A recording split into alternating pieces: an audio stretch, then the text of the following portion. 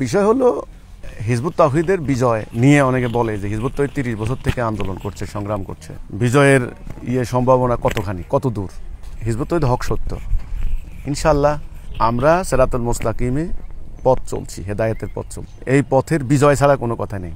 আল্লাহ কিন্তু একটা কথা বলেছেন যে যদি তোমরা মুমিন হও, আমলে সলে করো, তাহলে তোমাদেরকে খেলাফত দেওয়া হবে। আল্লাহর ওয়াদা কিন্তু মিথ্যা না। আমরা যদি সত্যিকার অর্থে জানমাল দিতে পারি, আল্লাহর সাথে ওয়াদা পূরণ করতে পারি, তবে আমাদের বিজয় নিশ্চিত। আল্লাহ আমাদেরকে বিজয় দিবেন, এতে কোনো ভুল নাই। হ্যাঁ, এখানে পরীক্ষা আছে। আল্লাহ কোরআনে বলছেন পরীক্ষা নেব, জানের পরীক্ষা, মালের পরীক্ষা, সবরের পরীক্ষা।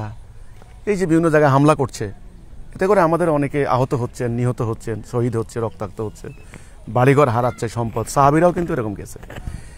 কাজেই ইনশাল্লাহ বিজয়ের ব্যাপারে আমাদের 100% নিশ্চিত। আমাদেরকে কেউ পরাজিত করতে পারবে না।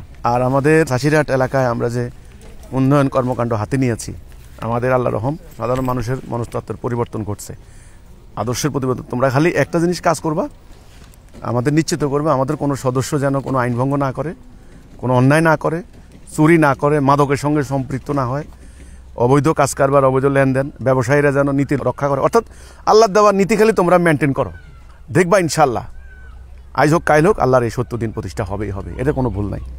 কারণ হিজবুত তাওহীদ হক সত্য, তাওহীদের বিজয় আল্লাহ করবেনই, এতে কোনো ভুল নেই।